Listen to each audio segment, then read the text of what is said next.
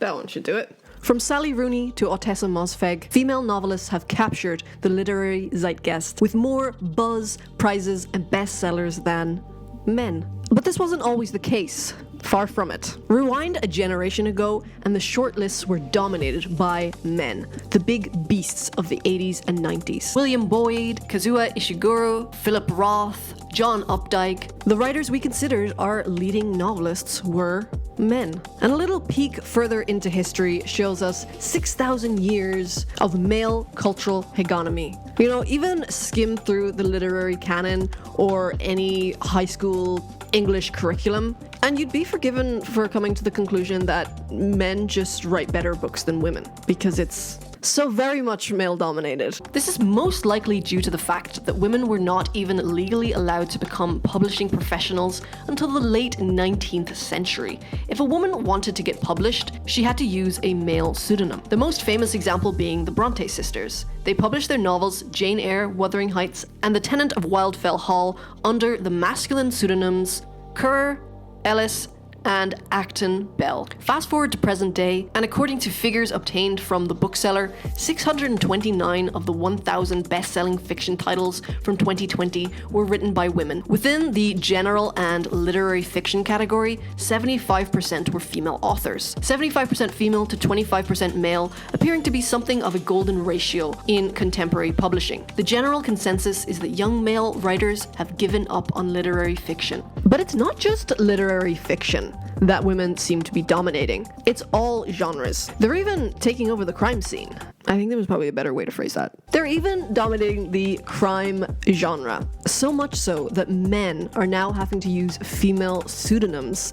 For instance, the infamous and controversial case of Carmen Mola. You know, how many men does it take to write one woman? Well, 3 apparently. So what happened to cause this huge turning of tables in the literary world? Have people discovered that women just write better books than men? Well, maybe, but we'll investigate this possibility in a little while. But first, we're gonna take a little detour. You know I love detours. And we're gonna answer another closely related question. Which gender are better readers? Now, the answer to this question is a lot more clear-cut. Men and boys are and have been historically less drawn to the activity of reading than women. Not only that, but men tend to exclusively only read other men. From the top 10 best-selling female authors, who include Jane Austen and Margaret Atwood, as well as Danielle Steele and Jojo Moyes, only 19% of their readers are men, and 81% are women. But for the top 10 best-selling male authors, who include Charles Dickens and J.R.R. Tolkien, as well as Lee Child and Stephen King, the split is much more even, 55% men and 45% women. So no matter if it's Austen or Atwood, the Brontes or Booker winners, the data is pretty loud about the fact that men shy away from reading women authors. So why does this matter? For a start, it narrows down men's experience of the world. Our literature is one of the ways in which we explore narrative, we explore our ideas, we develop our intellect, our imagination. If we're writing women's stories, we're talking about the experiences of women. We also talk about the male experience from a female perspective. And so if they're not interested in that, I think that's a pretty damning and also extremely worrying. If men don't read books by and about women, they will fail to understand our psyches and our lived experiences. They will continue to see the world through an almost entirely male lens, with the male experience as the default. But anyway, I digress. Let's take a deeper look at what's going on here. An attempt to answer this highly controversial question: who writes better books, men or women? So first, we have to actually break down what is a good book, just to have a general basis. Now, obviously, this question alone could be a 5-hour video in and of itself, so I'll try and make it brief. An engaging plot, realistic dialogue, a unique writing style, good pacing, to name a few. Now, this doesn't really help us much, for 3 reasons. 1, these things are largely up to individual taste. Some people might prefer a very fast-paced book with a lot of dialogue, and others may prefer a very slow book with more descriptive imagery than dialogue. And two, these styles kind of change over time. For instance, if you read a classic, I'm just gonna pick the first classic I see here. D.H. Lawrence, The Rainbow, is a lot more slow-paced and with a lot more descriptive prose than something like Sally Rooney, Normal People. And thirdly, all these things that I mentioned above, good plot, realistic dialogue, these are all skills that can be taught. And men and women have the same ability to learn these skills. Now, there is one very important thing that I did not mention in the above list. One thing that any good reading experience boils down to, and that is emotional impact. It doesn't matter what genre of book you're reading. If it's a horror book, you want to feel horrified. If it's a mystery, you want to feel curious. If it's literary fiction, you want to feel depressed. Okay, so now we're getting somewhere. We've all heard before that women tend to be more emotional than men. So the natural follow-on from that would be that women write more emotionally impactful books. But wait, I went to my lab and I did some research, and the science does not back this up. However, research has shown that women often do score higher on emotional intelligence or empathy tests than men. And here's where women differ from men. If the other person is upset or the emotions are disturbing, women's brains tend to stay with those feelings, but men's brains do something else. They sense the feeling for a moment, then tune out of the emotions and switch to other brain areas that try to solve the problem that's creating the disturbance. Is it this ability to sit with and explore difficult, deep emotions that enable women to write more meaningful, dynamic stories and characters? If women are better writers, is it because they understand human nature more clearly? A necessity if one is trying to create authentic characters. They have a better grasp of human complexity and are better able to depict both genders. And this, I think, is a key point. Women can generally write both genders. Men are known to write women so comically bad that there is a whole subreddit devoted to it. I saw this firsthand,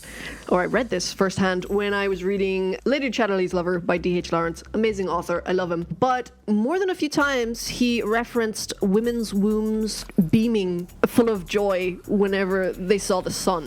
Now, take away my womanhood card if you must, because my womb is completely oblivious to the weather. And also, only women have the freedom, I suppose you could say, to write honestly and freely about relationships in a way that is real and complex. Heterosexual male desire has been so closely linked to abusive power that no sensible man would be impolitical enough to write honestly about the more impalatable aspects of their love with women. So that is one thing that women can do better. They can accurately write both genders. But this whole men not being able to write emotionally impactful books just doesn't sit right with me, because there's no way that you can read The Great Gatsby, for instance, or any Steinbeck, Catcher in the Rye, The Metamorphosis, Giovanni's Room, and not feel a lot of emotions. But I will be honest and say that I haven't read a book this year written in the 21st century by a man that has made me feel anything in particular. So I did some digging and I discovered that masculinity and emotions have not always been at odds. In the Middle Ages, there was a trope of masculine weeping being a mark of religious devotion and knightly chivalry. By the 16th century, it was well established that a masculine man was supposed to have deep emotions and to show them, in some cases through tears. As far back as biblical times and in the age of Greek and Roman heroes, crying out of grief or sadness was something men were expected to do. It's a pretty stark contrast to the unflinching action heroes we see today. And then in the 17th and 18th century, hundreds upon hundreds of years later, men crying and showing their feelings, a gentlemanly trait known as sensibility, still hadn't gone out of style. There was actually a period of time over a few decades, the 1740s to the 1770s, where fiction devoted to men who cry quite a lot wasn't only acceptable, but extremely popular and widely celebrated. And I think we're getting definitely closer to the reason why women are taking over the literary scene and, for want of a better phrase, leaving men behind. You know, it could be because the modern man is so emotionally repressed, and this is showing through into the stories that they write. I mean, there's plenty of sad girl books. Where are all the sad boy books? We should be encouraging our sons, I don't have any sons or children at all, I have a dog and she's female, so to keep a diary and get into the practice of feeling their feelings and writing about their feelings. I want to read a hot, sad boy, unhinged book. I do. Now, we could just leave it there. It's toxic masculinity. Men need to feel their feelings more, but I think that would be dishonest because there's one crucial piece of the puzzle which we haven't discussed, and that is the publishing industry. A study on the publishing industry in the United States revealed that 74% of employees in the field were cis women in 2019, whereas men accounted for 23%. Meanwhile, transgender, intersex, non-binary people had little to no representation. The increasing democratization, I didn't pronounce that right, of the publishing industry has also got something to do with it. Publishing is no longer run at the very top by a small group of men. It is abundantly obvious, and stop me if you've heard this one before, that an industry dominated solely by men is more likely to favor the work of other men, seeing them preferred over their female counterparts. At the end of the day, the publishing industry is just that, an industry. And it cares about one thing and one thing only: money. Baby. And books by women, about women, is just what's selling right now. So I guess the conclusion is, there's none. Firstly, there's no conclusion. But if we had to get a conclusion, if we had to just find some conclusion out of this mess of whatever it is that I just said, do women write better books than men? No, they just write different books.